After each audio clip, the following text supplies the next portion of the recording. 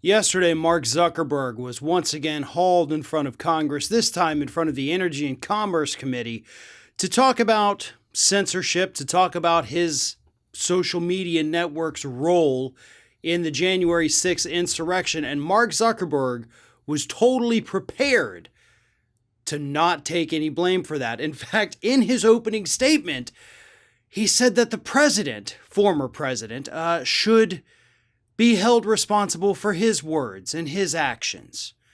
Here's the exact quote. He said, "I believe that the former president should be responsible for his words and that the people who broke the law should be responsible for their actions."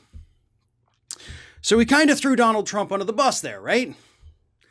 It wasn't us. It wasn't all the people planning it on our social media network. It wasn't the posts that we allowed to stay up calling for people to join this little January 6th event. No, it wasn't our fault. It was totally Donald Trump, that guy. Oh man, too bad he's not here right now. If he was, I would totally hold him accountable for that. Look, Zuckerberg's a piece of crap. But he's not entirely wrong about this either. Yes, Donald Trump absolutely deserves a lot of the blame for this. He deserves to be sued over this like he is. He deserved to be impeached for it. He actually deserved to be convicted for it in the Senate, but that didn't happen. But Mark Zuckerberg isn't that far off, right? Can we be honest about that?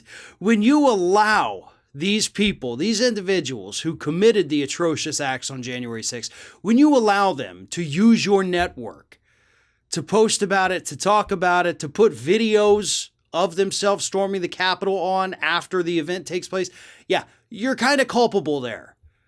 Okay, a little bit of liability spills over onto you at that point, Mark. And I know you don't want the liability. You don't want any of this. You just want the fun stuff, right? I mean, hell, you made the whole website because you wanted to rate women in your college. And now look what it's become. A massive liability for you and everyone else involved. And yeah, you do share some of the responsibility for what happened at the Capitol on January 6th. Change is coming. Change is coming pretty hard. Change is coming pretty fast for social media giants. Some of it's going to be good and some of it's going to be bad. And I'm not talking about for the social media outlets. I'm talking about for the consumers, for you and me. Not all of the change, not all of the regulations that are going to be slapped onto these social media outlets are going to be beneficial for us.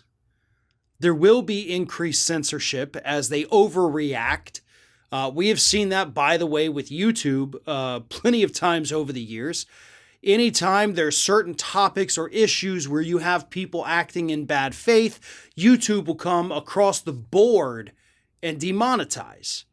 It's because that's the easiest thing to do. Rather than offend people with this one thing, let's just make sure we don't offend anybody. We don't want to waste the man hours trying to go through making sure this is okay or not. So we'll leave it up to people to file a review request if that happens. So YouTube does it all the time. And I imagine that as these social media outlets get more regulations on them, the same thing is going to happen. Something that you would think is innocuous, something that you would think is harmless and innocent could end up getting flagged. And so, yes, we're going to see more people crying about their right to free speech is being oppressed, even though, again, it's a private company and we may not like it, but legally they have the right to do it.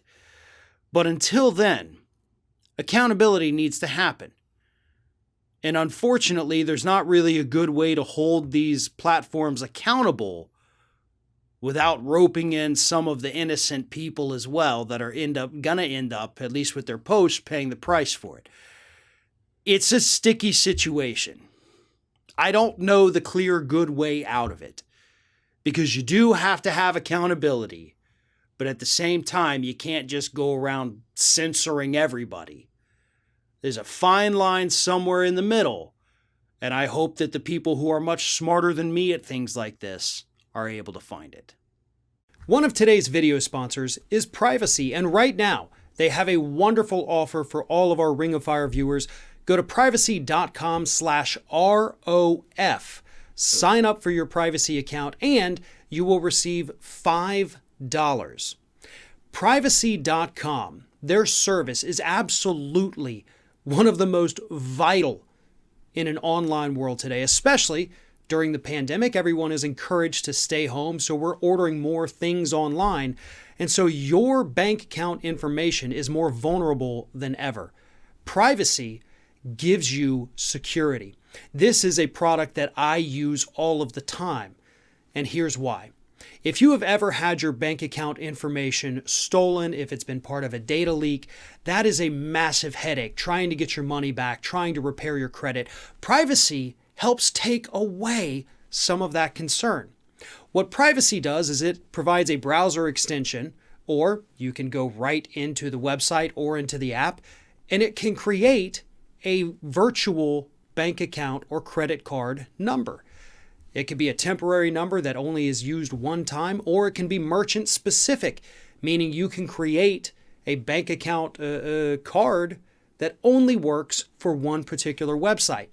So if that account happens to get hacked or has a massive data breach, that card number no longer works with any other website.